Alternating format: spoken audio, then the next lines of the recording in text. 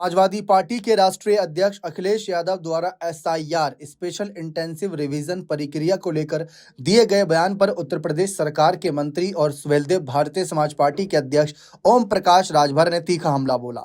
सोमवार को राजभर ने अखिलेश यादव के आरोपों को विरोधाभासी बताते हुए कहा कि उनके बयान बार बार बदल रहे हैं और इससे जनता को गुमराह करने की कोशिश की जा रही है।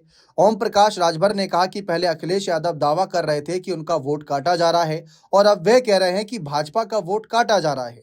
उन्होंने तंज कसते हुए कहा कि ये दो मुंहा सांप जैसी राजनीति है, कभी एक बात कभी दूसरी। आखिर सच्चाई क्या है? मंत्री राजभर ने चुनाव आयोग को बचाव करते हुए कहा कि एसआईआर प्रक्रिया पूरी तरह से संवैधानिक और कानूनी है। यह आयोग का नियमित कार्य है जिसका उद्देश्य मतदाता सूची से फर्जी, मृत और डुप्लीकेट नाम हटाना तथा वास्तविक मतदाताओं के अधिकारों की रक्षा करना है। राजभर ने स्पष्ट किया कि वोट किसका कटेगा और किसका नहीं, ये किसी राजनीतिक नेता के बयान से तय नहीं होता।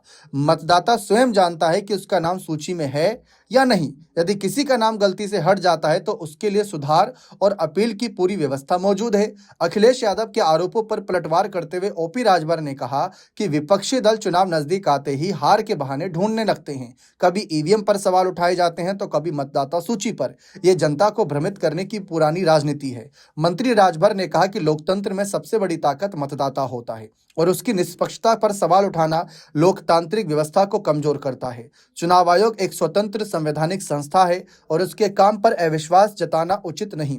यदि किसी को आपत्ति है तो कानूनी रास्ते खुले हैं। राजभर ने भरोसा जताया कि आने वाले चुनावों में जनता सच्चाई को समझेगी और ऐसे बयानों को लोकतांत्रिक तरीके से जवाब देगी। उन्होंने कहा कि निष्पक्ष और पारदर्शी चुनाव ही मजबूत लोकतंत्र की पहचान है और इस पर राजनीति नहीं होनी चाहिए। फिलहाल तो राजनीतिक मुद्दा इस बात को लेकर भी गरमाया है कि घोषी उपचुनाव में सुभाषपा, सपा, बीजेपी और बसपा का अगला कदम क्या रहेगा। बने रहें चैनल के साथ। बहुत बहुत शुक्रिया।